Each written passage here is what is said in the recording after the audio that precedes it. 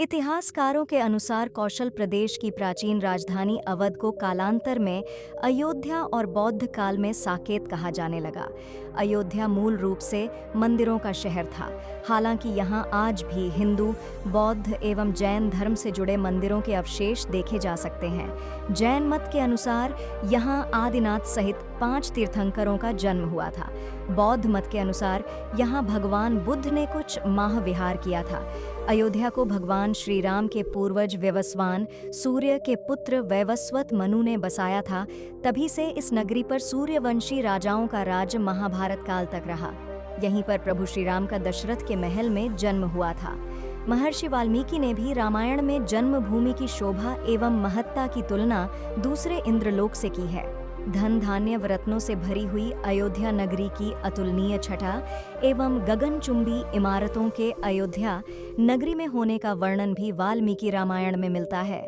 कहते हैं कि भगवान श्री राम के जल समाधि लेने के पश्चात अयोध्या कुछ काल के लिए उजाड़ सी हो गई थी, लेकिन उनकी जन्मभूमि पर बना महल वैसे का वैसा ही था।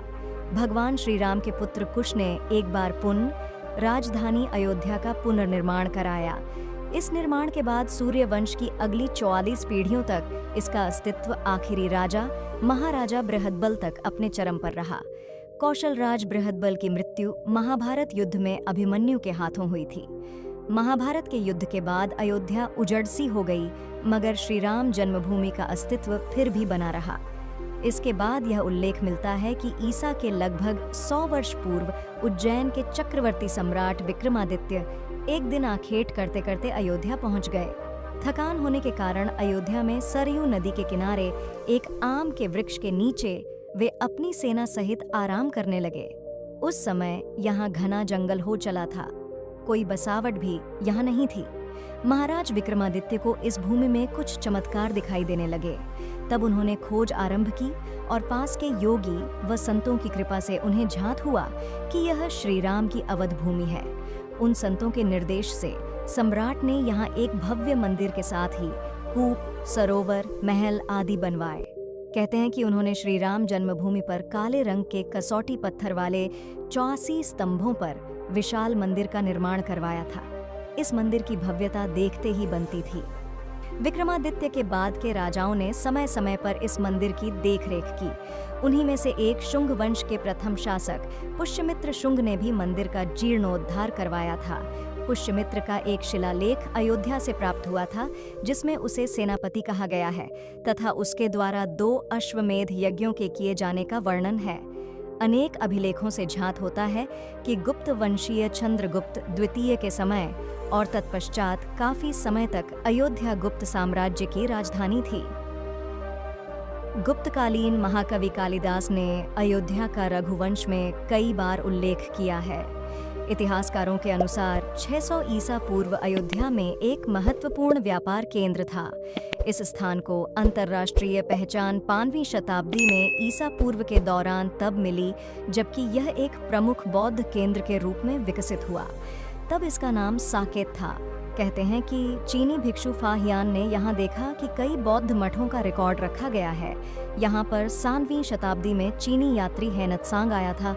उसके अनुसार यहाँ 20 बौद्ध मंदिर थे तथा 3000 भिक्षु रहते थे और यहाँ हिंदुओं का एक प्रमुख और भव्य मंदिर भी था, जहाँ रोज हजारों की संख्या में लोग दर्शन करने आते थे। इसके बाद ईसा की 11वीं शताब्दी में कन्नौज नरेश जयचंद आया तो उसने मंदिर पर सम्राट विक्रमादित्य के प्रशस्ति शिलालेख को उखाड़कर अपना नाम लिखवा दिया। पानीपत के युद्ध के बाद जयचंद का भी अंत हो गया। इसके बाद भारतवर्ष पर आक्रांताओं का आक्रमण और बढ़ गया।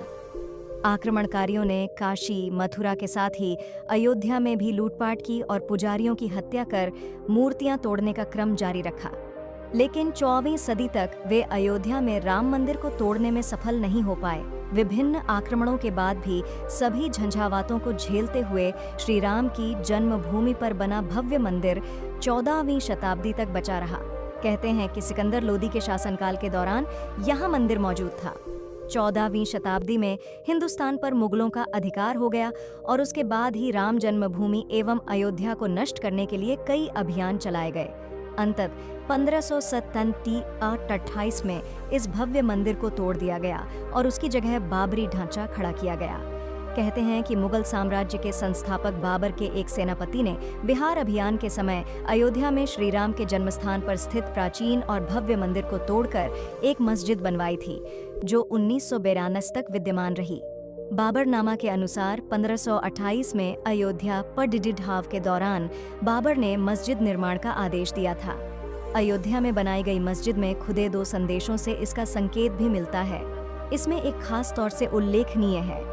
इसका सार है, जन्नत तक जिसके न्याय के चर्चे हैं, ऐसे महान शासक बाबर के आदेश पर दयालु मीर बकी ने फरिश्तों की इस जगह को मुकम्मल रूप दिया।